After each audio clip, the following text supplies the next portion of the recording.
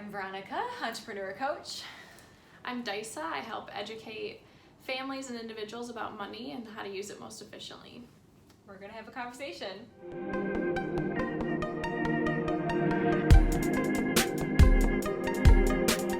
What got you interested in being independent?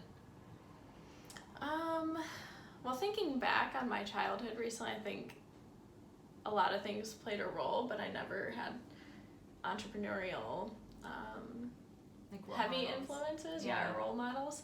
Yeah. So it was never really like anything I thought was out there. I don't know. That's kind of strange to think back on. But once I graduated college, I ended up at Starbucks.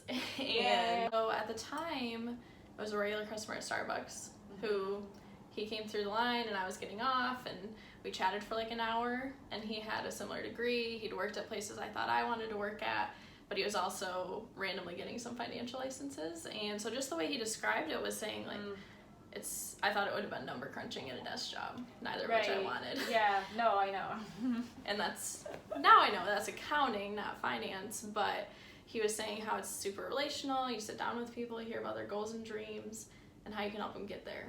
I'm like, okay, that sounds super fulfilling. And like I said, I liked the idea of setting my own schedule and helping people in that way. And it was less, like I decided the social work realm was not for me because you'd get burnt out in a year and find something else. I wouldn't expect to like be working at Starbucks and then meet somebody who like I'm gonna sit with for an hour. I know. And talk with and have them basically change my life. Yeah.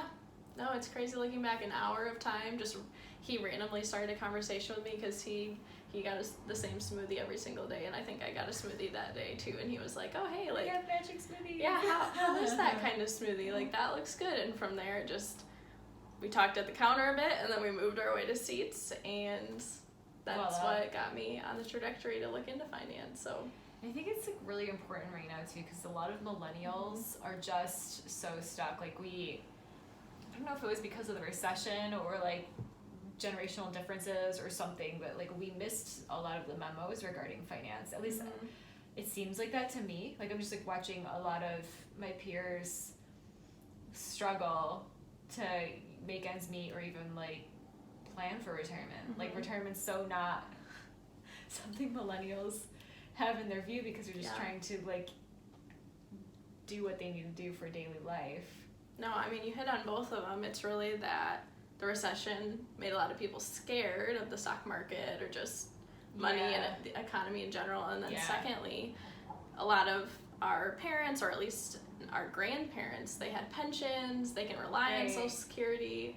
We're at a point where we don't have either of those things. Like, we have to save for ourselves, basically.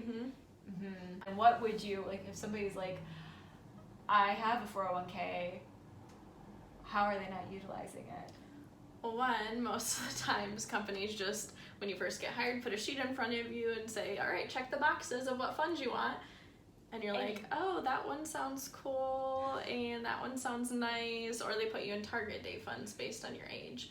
So because they're just like blanket funds, the target date, or also when you're choosing your own, you really have no idea what you're doing. And so they tend to underperform for that reason, just lack of knowing what the heck to do.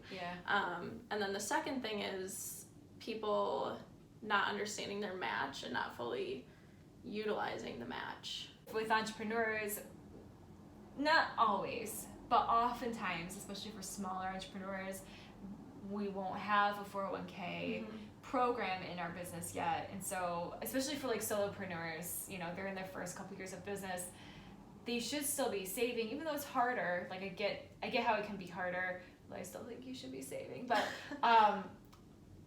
so for me, as an example, I have an IRA and a Roth IRA. But like if you were going from scratch with someone, I know it's kind of hard because you can't just like magically know everybody's situation. But like when you work with entrepreneurs, do you have like a direction that you would recommend for them? Yeah, so it completely depends on the situation, but generally my first recommendation is to max out their Roth because that's tax-free money in the long term. But then once they get to the point where they're able to max that out every year, there are specific IRA options for entrepreneurs. So they're able to actually contribute more than the average individual. And from there, it depends on they want to have employees, if they want their employees to be a part of the plan long term, and eventually they could develop, you know, 401k plan. But a lot of people just starting off, or even if that's not what they want, they don't want to have a big business with lots of employees, there's a couple options to help them maximize and customize to get what they want out of it. I tend to hear a lot about 90-day periods. Yeah. Like what you start in the first 90 days, the first 30 days like suck, you don't see anything from it. No one knows that you're doing anything. You see a little bit in the next 30, and then in the last 30 it's just like boom, boom, boom. So yeah, you're planting all the seeds at first. 90-day leaps are a big thing in entrepreneurship. Like I think there's like whole books just written about like how to make a 90-day leap.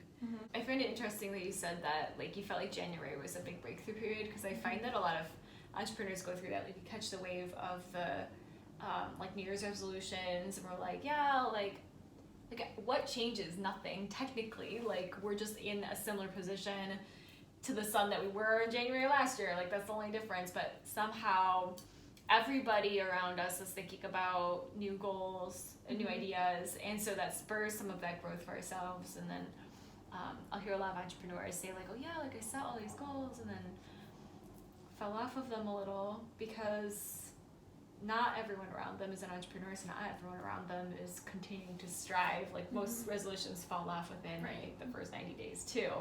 A week. I think 30 it's days. Earlier. Yeah, but like definitely like everybody's who's gonna fall off is gonna fall off within 90 days. Yeah. And so at least like for me, I've striven not just for myself but also for like the groups I lead and in my videos to give reminders of saying, you know, okay, like so now we're at the end of second quarter, like how's it going? Did you always want your own thing, or? Looking back on it, probably, but just, you know, like when you're walking through those steps, you don't realize it. Yeah. And so I think now I'm like, yeah, of course, like I was sewing beanie baby beds on my sewing machine and selling them door to door for $5 a piece when I was 10 years old. Oh my gosh, that's awesome. You know, yeah, like nobody told me to do that. No, like I don't think my parents were like, hey, you know what you could do? Like I think I just decided to do it. And I think I was doing other stuff like that too. That's the most memorable one. So what's the rest of your week look like?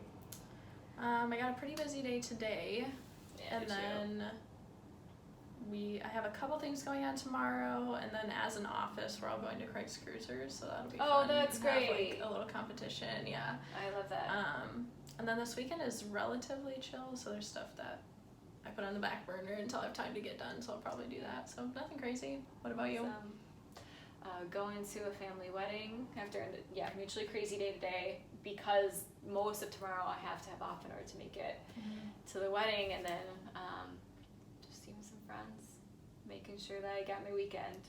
Cherish the weekend. Yeah. Well, thanks for chatting with me and being here. Yeah, it was fun.